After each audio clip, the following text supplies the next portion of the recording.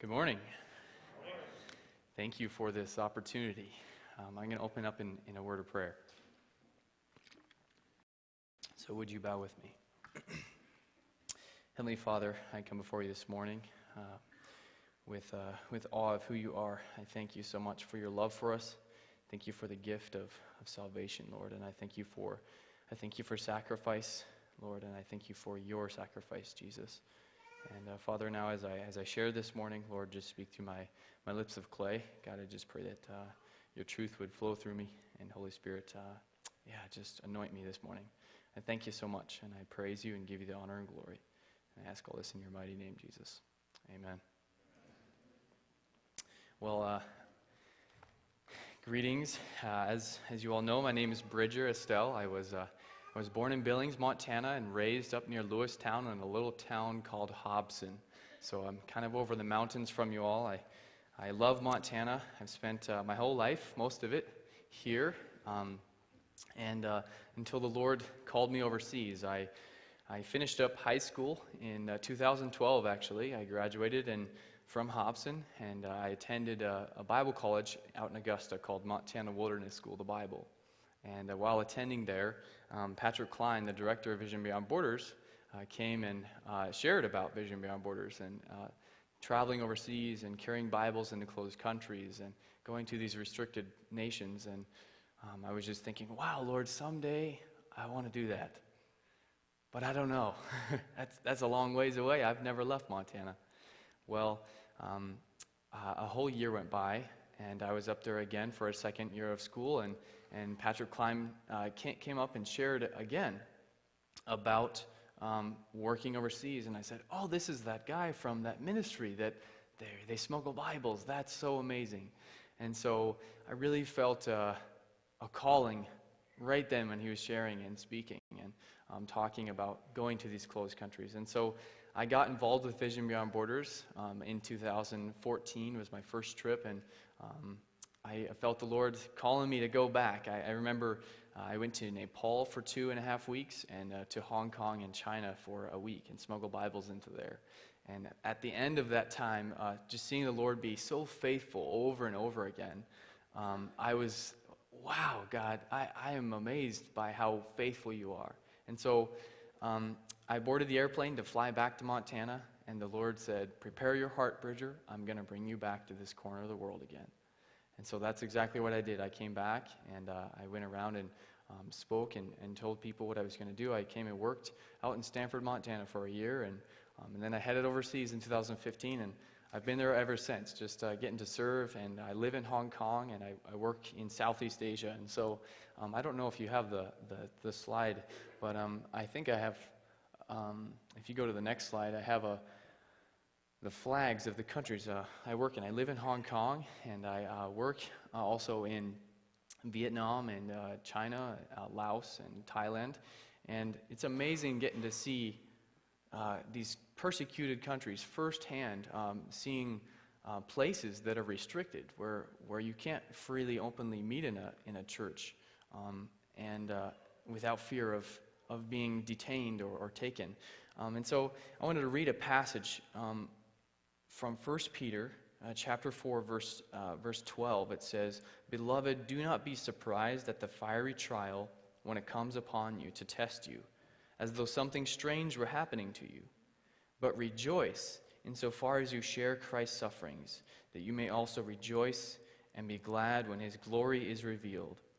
If you are insulted for the name of Christ, you are blessed, because the Spirit of glory and of God rests upon you. But let none of you suffer as a murderer, or a thief, or an evildoer, or as a meddler. Yet if anyone suffers as a Christian, let him not be ashamed, but let him glorify God in that name. For it is time for judgment to begin at the household of God. And if it begins with us, what will be the outcome of those who do not obey the gospel of God? And if the righteous is scarcely saved, what will become of the ungodly and the sinner?" I love this next verse. It says, "Therefore, let those who suffer according to God's will entrust their souls to a faithful Creator while doing good." Isn't that incredible? We can entrust our souls to a faithful Creator. He knit us together inside our mothers. He knew the day of our birth. He knows the day of our death. We can entrust our souls to our Creator because He is faithful. And so getting to travel to these countries and see people and minister with them and talk to them and share the good news of Jesus is one of the best things. It's my, I guess you could say, my dream job. I love getting to go there. And so as we go through, you can kind of just file through these pictures as I'm sharing. But really, I wanted to point out a story, an actual experience that I went through in March 2016. I traveled to a country called Laos. There was 8 of us traveling to the country, and we split up into 3 teams, 2 teams of 3 people and 1 team of 2 people. And we kind of scattered across the country to go out to the villages to share the gospel. Some of them for the first time ever hearing the name of Jesus, going out to these places, giving out gospel tracts and gospel booklets and things talking about who Jesus is. Who is Jesus? What is the gospel? What's the good news in this world? And so I woke up. I woke up that morning. I was on a team of, I was on the 3-man, one of the 3-man teams. And we had taken a boat up the Mekong River about 6 hours. And during that time, I had been taking videos and pictures on my phone of just the beautiful surroundings, and I had placed the phone in my pocket. Well, on this phone, it was my main contact to the outside world. And it had lots of information on it that could incriminate other people, but I had it locked. Well, the last hour of the boat ride, I stood up to get out of the boat for a break, and as I stood up, my phone fell out of my pocket, down into the river, and completely lost the phone. And I was like, no, I was just, Lord, I cannot believe this happened. I can't believe I lost my phone. God, what are we going to do? Help us, And so, we get to the village, and we camp out that night, and we wake up the next day, leave our hotel rooms, we get into some vehicles, to a little motorbike with a cart on the back, and we had a taxi driver that drove us around. He could speak really good English. And so he drove us out to the very first village, and we got there, and we're passing out these Bibles to, they were gospel booklets and gospel tracts to the people. And I remember I gave my package to one of the first men I met. He was a young man, and he could speak English, which was incredible, because I don't speak any Laotian. And here it is, way out in this village, a young man who can speak English. So I sat down with him, we started talking, and I handed him the package of these books. And he said, "Oh, are these gifts? Books?" Like he almost knew what they were. And I said, "Yes." And he said, "Oh, thank you. And he went to his house, and he must have hid them somewhere. And he came back out and sat down with me. And so we started talking. My other 2 friends went up in the village a little farther, and they were handing out these packages as well. And they handed a package to a group of children, and the children were so excited. They tore open the package, they grabbed the books, and they were like, "Wow, what is this?" And so one of them walked up to a police officer and asked them, "What is this?" And so, as you know, he did not like that at all. While I'm sitting on the other end of the village talking to this other young man, I hear a motorbike just come tearing down the road, and it stops. The guy gets off the motorbike, and he's walking towards me with this very angry look on his face and one of the books in his hand. And at that moment, I stood up from the table, and I was like, well, I stayed too long. It's time to go right now. And as I proceeded to leave, one of my other friends had come back, but the other one was still in the village up a little farther, talking and sharing this stuff. And so I go to walk to the taxi, and the officer said, "No, I need to talk to you. I need to talk to you about this book." I said, "Oh, I'm sorry, I have to go. I've overstayed." And so, I made an attempt to walk to the taxi, and the officer, No, I need to talk to you." And so my other friend by that time had come back, and the 3 of us were like, "Oh, I'm sorry, we need to leave." And the officer, I don't really know exactly how this happened. It was so quickly. Within just a matter of seconds, 18 officers were surrounding us. They came out of the bushes and from behind buildings. I don't really know. They were packing AK-47s and rifles and pistols and everything. And they circled around us and said, "No, we need to talk to you about this book." And I said, oh, well, okay, well, I guess we don't have a choice. So we sat down at the table, and they questioned us for about 45 minutes. And during that time, they had found my passport during that time. And I knew, I know I'm toast. They know who I am. When we had gone in there, we said, we need to protect our identities as long as we can, because if they get these, we may never come back to this country again. Well, they had mine first off the bat, and I said, oh, Lord. They dug down, and they found it buried in the very bottom of my backpack. And as they pulled out more and more and more books out of my bag, I could tell, oh no, I'm getting in more and more and more trouble. And so during that questioning, they were asking, where are you going? Who are you giving these to? Why are you here? What are you doing? And they had caught us at the very first village, so we really hadn't gotten very far. Incredible how difficult it is when you're being interrogated and questioned so quickly like that. And you're like, Lord, give me words, Jesus. And just like it says, the Holy Spirit will come and minister to you in that moment, in that hour. He will give you the words to speak. It was exactly like that while I was there. It was just like the Lord came, and I was, God, give me your peace, Lord. And I pray that a lot when I go into these countries, because sometimes you're nervous. Well, after those 45 minutes, they put us in the back of their pickup and transported us to another police station where they questioned us for 6 more hours. And during that time, they took us in individually into a room and asked us lots of the same questions over and over again. And one of the questions they asked was, do you have a phone? And here I am like, oh no, I don't have a phone. I'm thinking, wow, look at that. I lost my phone, and now I'm detained. This is not going very well. This trip is not going very well, thinking that in my mind. And then I'm like, no, I don't have a phone. I don't have a phone, because on that phone I had lots of information that could have incriminated other people or gotten them in trouble. And at the moment, I just start smiling, and I said, no, I do not have a phone. I realized, wow, Lord, that's why you had me lose my phone a few days earlier. And so as things played out, I would just see God's hand in the whole situation.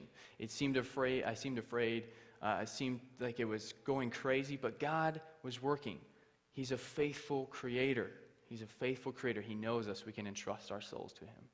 And so during those questionings, they were not satisfied with our answers. So he sent me back out. I sat down next to my other friend, who at this time still had his passport hidden in a money belt right on the front of him.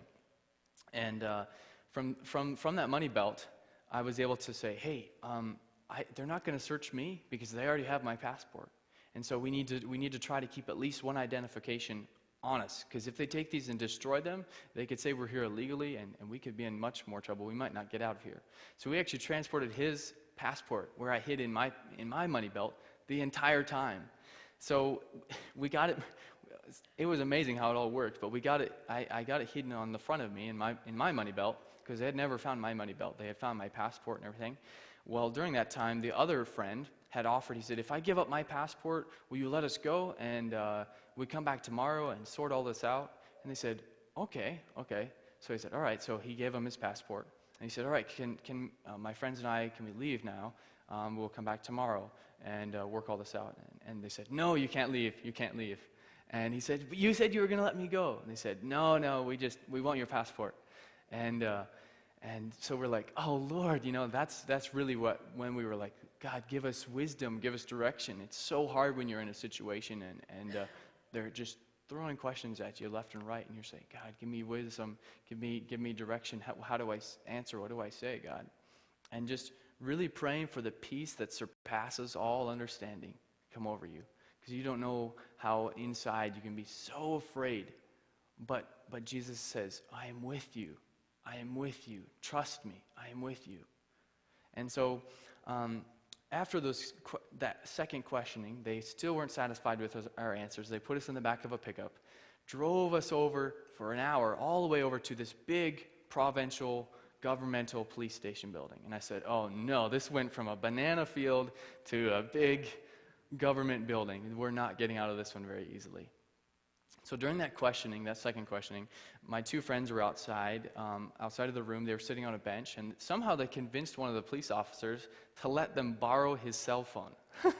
I don't know how they did that, but he gave them his cell phone, and they dialed the U.S. Embassy and said, hey, there's three of us. This is where we are. I think we're being taken. And then the officer figured out, hey, you can't do that, and he took the phone away from them.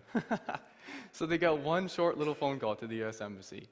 And in the meantime, I'm sitting in there, they're questioning me, and the officer says, stand up, I'm going to pat you down, because so far they have 2 passports, and they're looking for the third one. And I stand up, and my heart's beating. I'm like, oh no, I have this passport on me. God, please help protect us. Lord, please. And he said, hold out your arms. And so I held up my arms like this, and they go down my arms and pat me down like this. They go down my legs, come back up. And then he starts going around my waist. And I'm like, he's going to find the passport. He's going to find the passport, Lord. Stop his hands, God. Stop his hands, please, God. And he gets right to the edge of the money belt. Oh, just a fraction of an inch from the money belt. And his hands stop, and he said, okay, you can sit back down. I sat down. I thought they could see my heart beating through. Like those old cartoons when you see the heart pounding through their shirt. That's how I felt. Like, and so I sit back down. Oh Lord, thank you. And I'm just like, wow, God, what do I do? Give us wisdom. And so they still weren't satisfied. They're like, okay, we need to hold on to you for the night. So I said, where will you keep us? Oh, we'll keep you a hotel, a nice place. We'll keep you there. I said, well, we already have our own hotel, so can we stay there? No, we have our own hotel for you. Okay. What is this, the Hanoi Hilton, No, I was just thinking, Lord, what on earth? And I remember getting out of that room. They said, go get in the back of the pickup. And I said, no, I don't want to get in the back of the pickup. And they said, no, get in the back of the pickup. We need to take you to the place where you'll stay for the night. And so I was like, well, I don't really have a choice. And so I said, all right, let's get in the pickup. So one of my friends gets in. The other friend is absolutely, no, I will not get in that pickup. You can't make me get in there. I said, it's all right, I have peace about it. Get in the pickup. I remember inside I was terrified. But I was like, God, we have to keep our composure. We have to keep our minds on us. We can't let our emotions get the best of us. And so he looks at me and says, all right, if you have peace about it, I'll get in the pickup.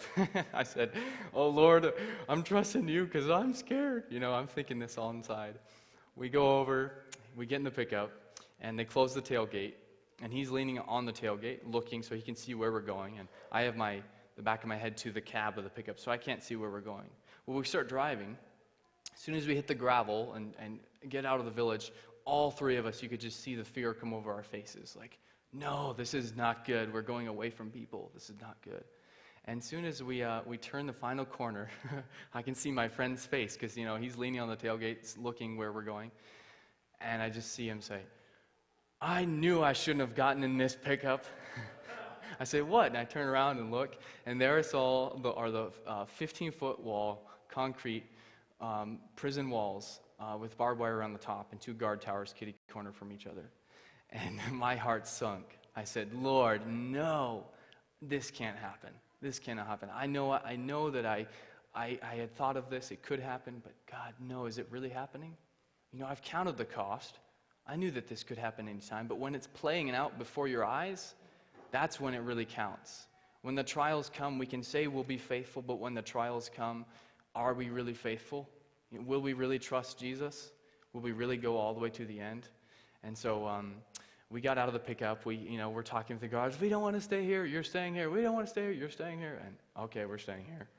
And it helps when they had these. I remember looking at them. They looked like a cattle prod with a zapper, on the end of it. They didn't use them on us, but I remember thinking, I know what those do. I've used those on cows before. I don't want one of those on me, And we walk over, and they open there's a guard in front of me, and my 2 friends behind me, and then 2 guards behind them. They open the door, and I step in. The first thing I see is just these prison cells with all these arms sticking out of the prison cells, and they're all going, wow, foreigner, foreigner. They're like waving the arms like this, all out of the prison cell. And just imagine that. The first thing you see you stepping in, you're like, what is this place, God? How did I get this far? Are you faithful? Are you sure you hear me right now, Lord? Because I don't think I need to be here. I don't want to be here. And we step in, and I scan across the prison, and I see a hut in the back, and some women actually separated by a barbed wire fence and sharpened bamboo spikes to keep us out. So there's 18 women in there. There's about 150 men in a prison cell, or a building with prison cells in there. And then a long hut in the back where 50 prisoners slept, and that's where we were going to sleep with the free prisoners. We got to walk around in the courtyard during the day. And they had gardens in there. They had a volleyball net and things like that because they were bored, so they would make use of their time. Some of them had been there anywhere from 2 to 10 years in that prison. And, we sit down. They question us. They said, you can't take your backpacks. What you want in the prison, you take out of your backpack and you put in this little Walmart bag, And so I'm digging through my backpack. What do I want? I grabbed some food. I put it in there. I grabbed a little handkerchief that said Montana on the corner of it. I got it from a home church in Lewistown. I used it as my bath towel in the prison, and I would use it to pray. Look, I'd see dear old Montana. I'm a long way from you home right now. God, protect us and comfort our family if they know about us. And so while I'm sitting there, I said, I want to get my Bible in here, but I don't think they're going to let me. I said, I have an idea. So I reached in and I grabbed my first aid kit. I said, can I take this? What is it? They looked through it. Okay, you can take it. You have first aid kit. All right. So as I slid it across the table, this little Bible right here was sitting inside my backpack. And I slid it right underneath the first aid kit. They didn't see it, and I set it right back down into the bag. And at that moment, I said, I'm set, Lord. I have everything I need. Right here, I've got a Bible. And we got it in there. And so one of the other young man was able to keep his backpack because as they went through there, they were taking, like he had his contacts, his medication, things like that. And he said, no, I need those to live. And so the police got flustered and said, okay, keep your backpack. So he had extra clothes, a toothbrush, like all this stuff. I said, wow, you're living high on the hog there, hey. And here I had a Bible, and I said, no, that's all I need. That's all you need. And honestly, to tell you the truth, God's words never taste sweeter than when it's all you have. Just getting a little taste of the drop in the bucket, just a little tiny drop of what our brothers and sisters go through around the world every day. We went in there, and we spent the next day, that night, in there, meeting. There was all sorts of prisoners, from military criminals to murderers. One guy had murdered either 7 people or a 7-year-old. We don't really know what he said. I killed 7. And because we were speaking in Chinese to them, because they could speak some Chinese, and so we could kind of understand. It was all really broken. They had a little booklet that had Lao and English words in it, so we talked to each other by pointing at the words and getting to talk to each other. Well, we found out there was another prisoner in there in the cells who could speak English, and so when the chief of police came to question us, they called that guy from his cell, and he translated. And this is what he said. He said, oh, you guys are not so bad. Because the first night we got there, the prisoners asked us, did you murder someone? Why are you here? No, we didn't murder anyone. They said, we've never seen white foreigner in prison before. And we said, well, we brought the gospel here, the good news of Jesus. And they put us in here. I talked to 3 of the women in there and said, they were Chinese women, so we were speaking Chinese to them. We said, we brought Bible, country, government, no like, throw in prison. Wow, you have Bible? And I wanted to cry because I've seen thousands and thousands of Chinese Bibles, and I didn't have one on me. And my friend said, when we get out of here, I want to get them a Bible. I said, well, you're crazy. I don't know if we'll ever do that, but wow, that's amazing. So they question us. That prisoner says, you so lucky, you so lucky. He just kept saying, you so lucky, the whole way back to his cell after he said, you're not so bad, you get out soon, you get out soon. And the officer said, we'll let you out tomorrow, we'll let you out tomorrow. Well, tomorrow came, we didn't get let out. They said, oh, we'll let you out tomorrow. The next day came, we didn't get out. I was like, Lord, how long? No, I know they're doing this, they're playing tricks on us.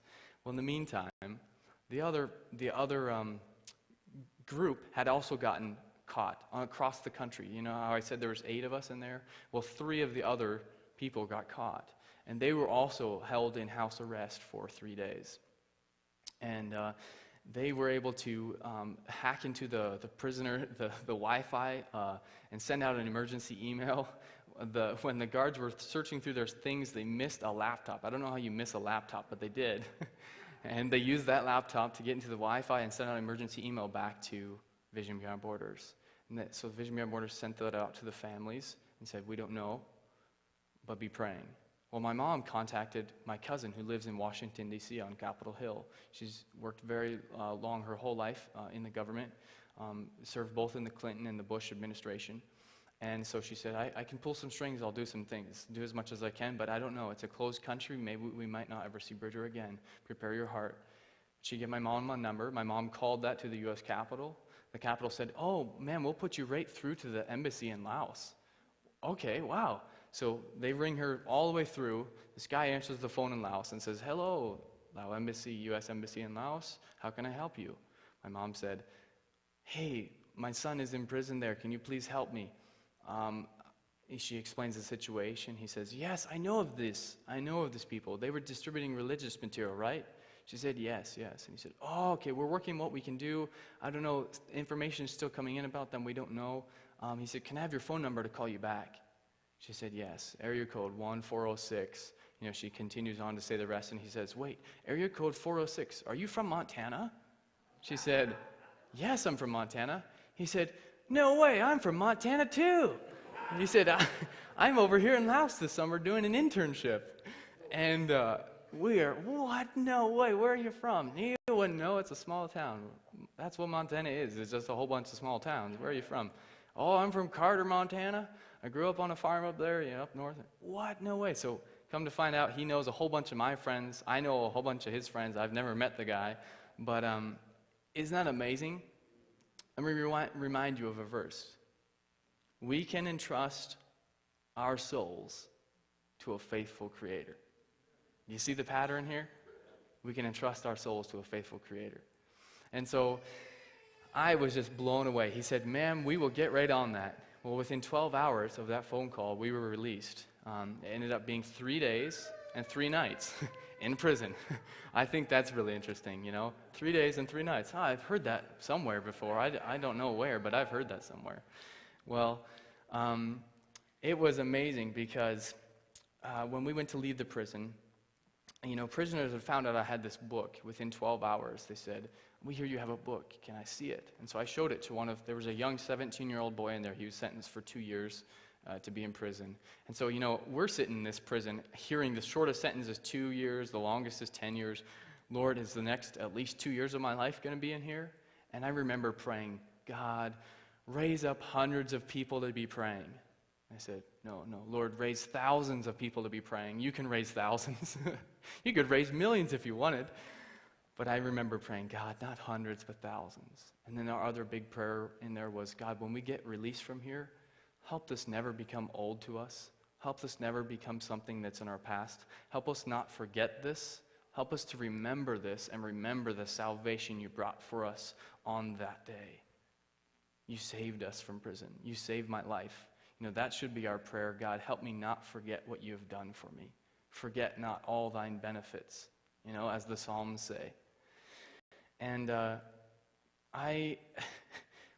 when we went to leave, I copied down John 3:16 through 18, and we gave it to the prisoner in there. I also jotted down 1 Timothy 4:12, which says, let no one despise your youth, but be an example among the believers in word and deed and conversation and speech and in purity. And I say, wow, Lord, be an example. Yet I am a young man, but God, you are faithful. You can lead anyone through anything. And so when we got released, I go to walk to the door. I walk out. The second guy walks out. The other guy, whose passport's still hidden on my person, goes to walk out, and they said, no, you can't go. You don't have a passport. His eyes get this big. He looks at me. And I said, do you trust me? Because when I stepped out of the prison, I saw one of the other 2 friends. So there was 2 teams of 3 and 1 team of 2 people. One of those 2 guys, those 2 were never caught. And one of them had been working with the embassy, helping us to get out. I saw him standing outside the prison. And so I said, well, I know we'll get out today. And I said, will you trust me? And he said, I trust you. I said, wait for just a moment longer before we give up your passport. I want to make sure we'll really get out of here and they're going to take us to the border. So I went over and asked my friend, will they let us out? He said, well, let's find out. He walked over to the chief of police. And he said, I have the U.S. Embassy, the president of the U.S. Embassy on the phone ready to call if you do not release my friends. And the officer said, "Don't call embassy. I release your friends. Please don't call embassy." And he said, "Well, there's your answer." So I said, "Okay." I walked back over to my other friend. I said, "Can I give up your passport?" Yeah. Okay. I didn't say passport because the guards were standing there listening. And, yep, okay. So I go to reach for the passport to pull it out of the money belt. And the officer said, "What are you doing?" I said, "Oh, I just have to grab something." And I pull out the passport. And the officer, "What? Where's this passport?" And the chief of police walks up to me and said, "Why did you not give this to me earlier?" I said, "I did not give this to you earlier because I did not trust you with all of our identifications. You had lied to us. We were originally supposed to be questioned for 45 minutes, and now you've had us for 3 days." I said, I did not trust giving you all the rest of our identification. And he kind of, "Oh, okay." And I said, "Now you release my friend?" Yes. Okay. I gave it to him. He snapped his fingers. They released him. We go to leave the prison. They stop us at the guard point and said, No, you must pay $2 fee to stay in prison, the housing fee." What? I just throw money. Keep the change, let's go. We leave. We finish signing over the last paper saying, "Hey, we understand we will not get our materials back, but we will get our personal belongings back," which I said, "I brought them to stay in the country. You can keep them. I don't want to take them back out of the country. Lord, maybe they're going to be reading them now. Maybe the police will read them." And so after we finish, they say, "Well, thank you. We hope to see you again." And I was like, "No, we hope not." They said, No, not like this. Maybe you come back, we sit down, we have coffee together. Just don't bring Bible." I said, "Oh, maybe, And so they took us to the border. The other guys had been in transit 6 hours. We had been in transit 10 minutes to the border, very close to the border. They were very far. God's timing was so perfect, we pulled up to the border the same exact time. I'm getting out of the van. I look over and I see the other half of my team getting out of the van. Whoa, what happened to them? We had no contact with each other. We had no idea about either one. Well, we get out. We get to Thailand safely. I call my family in the airport, and I wasn't able to get a hold of my mom, so I called my oldest sister. And I said, "Hello, this is Bridger." She said, she almost started crying, She's like, "Oh, it's so good to hear your voice." I said, "I'm safely out. I'm to safety. I'm okay." She said, Bridger, you don't know how many hundreds of people, no, thousands of people have been praying for you." And to tell you what, that's when I started crying. Everything came out, and I just said, "God, that was the exact words I prayed. You heard my prayer in that prison. You hear the prayers of our hearts. You hear when we cry. There's nothing too great for you, God." I was blown away by that. And literally hearing over 10,000 people had been praying at one time for us throughout. There was a college that canceled their chapel service that day and prayed for us. The college students prayed for us. It's something when someone says they pray for you and they really do. Those people, we all have those people. And you say, "Yeah, I'll pray for you." They really pray for you. It means so much. And God hears our prayers. He understands our hearts and the trials we go through. And so I hope sharing this has been encouraging to you all. To trust the Lord through everything. I got back to Hong Kong. My friend emailed me and said, "Hey, you going to send me those Chinese Bibles?" I said, "You're crazy. How are you going to get back to that prison?" He said, "The Lord's telling me to take him." So I sent him to him. He messages me, "Pray for the next 24 hours. I wait, and I don't hear anything from him for 2 days. Finally on Facebook, when you're typing and that little thing comes up and somebody's typing back to you, a messaging. And whoa, he's messaging me. What's he going to say?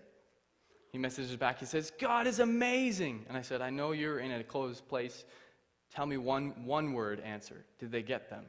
He said, "Yes." I said, "What?" So I had to wait 3 months. He came right back and went back to Alaska and fished all summer. I was finally able to hear it in July. I was finally able to hear how he did it, July of last year. He says, "I snuck back to the prison. I got back into the country. They gave me a visa. I got back in safely, just fine, into the country. I went back to the village, waited till nightfall. I snuck all the way back to the prison, through all the banana fields in the jungle. I got to the outer wall, the outer fence. I snuck through that. It was just a barbed wire fence. I crawled through there. And then I snuck up to the edge of the prison wall. I stood there, and because the women were in the corner of the prison, we knew they were, if you threw it over, it would land right there. But he's like, "I want to try to crawl the wall to look and make sure it lands somewhere where it won't be too noisy." So he tries with several attempts, he fails to get up the wall. he said at one point, because his skin stuck really good to the concrete, he thought it was a good idea. He took his shirt off and his pants off, trying to use his skin to crawl up the wall. And he said, well, that doesn't work. Here I am standing here in my boxers, and they're going to come around the corner, and Lord, I didn't get the Bibles in the prison.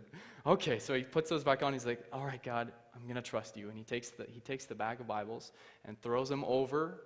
They land on the roof in the women's prison, and it slides down and hits the ground, makes all this racket. And automatically the dogs in the prison start barking. And he's like, wah! He takes off sprinting, runs all the way back through, got away, and we got those, they landed there. They landed to the women in the prison. So I pray someday, whether it be that I go back there again as a prisoner or as a visitor to have coffee, I would love to see those women in there reading those Bibles. And so God has a purpose for every trial he puts us through. It's not in vain. It is not in vain. And so as that says, for as the rain and the snow, they come down from heaven, they do not return there, but what does it do? It waters the earth, making it bring forth and sprout, giving seed to the sower and bread to the eater. So shall my word be that goes out from my mouth. It shall not return to me empty, but it shall accomplish that which I purpose, and shall succeed in the thing for which I sent it. Amen? Amen. Yeah, because God's word doesn't return void, and he is faithful. We can entrust our souls to a faithful Creator. Thank you very much. Feel free to come talk to me. I have a table in the back with information and stuff back there, and also feel free to talk to John. We love the gospel, and I pray that other people around the world